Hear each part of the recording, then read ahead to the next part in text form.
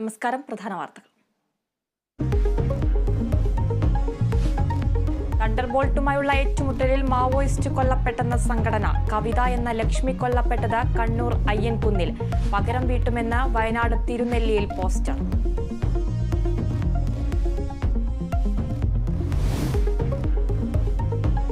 അയോധ്യയിലെ പ്രതിഷ്ഠാദിനം രാഷ്ട്രീയ മുതലെടുപ്പിനുള്ള വേദിയാക്കുന്നുവെന്ന് മുസ്ലിം ലീഗ്. ബിജെപിയുടെ തെരഞ്ഞെടുപ്പ് അജണ്ടയോട് യോജിപ്പില്ല. ചടങ്ങിൽ പങ്കെടുക്കുന്നതിൽ കോൺഗ്രസ് തീരുമാനമെടുക്കട്ടെ എന്നും ലീഗ് നേതൃത്വം.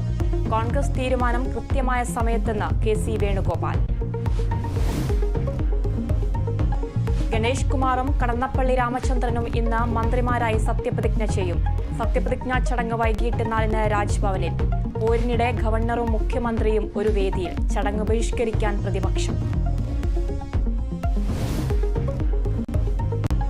എറണാകുളം അങ്കമാലി അതിരൂപത ആസ്ഥാനത്ത് സിനഡ് അനുകൂലികളുടെ പ്രതിഷേധം. ഏകീകൃത കുർബാന അർപ്പിച്ച വൈദികരെ മർദ്ദിച്ചവർക്കെതിരെ നടപടി വേണമെന്ന ആവശ്യം.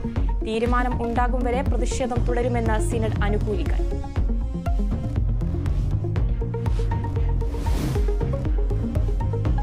മാധ്യമപ്രവർത്തകയോട് അപമര്യാദയായി പെരുമാറിയ കേസിൽ മുൻകൂർ ജാമ്യം തേടി സുരേഷ് ഗോപി. ഹൈക്കോടതിയിൽ ഹർജി നൽകി. നീക്കം കുറ്റപത്രത്തിൽ ഗുരുതര വകുപ്പുകൾ ചുമത്തിയ സാഹചര്യത്തിൽ. മുതലപ്പുഴയിലെ അപകടങ്ങൾക്ക് കാരണം നിർമ്മാണത്തിലെ അപാകതയെന്ന വിദഗ്ധ സമിതി റിപ്പോർട്ട്. പുലിമുട്ട് നിർമ്മാണം അശാസ്ത്രീയമാണെന്ന കണ്ടെത്തൽ. തെക്കൻ പുലിമുട്ടിന്റെ നീളം കൂട്ടണമെന്നും പ്രവേശന കവാടം മാറ്റണമെന്നും സമിതി ശുപാർശ.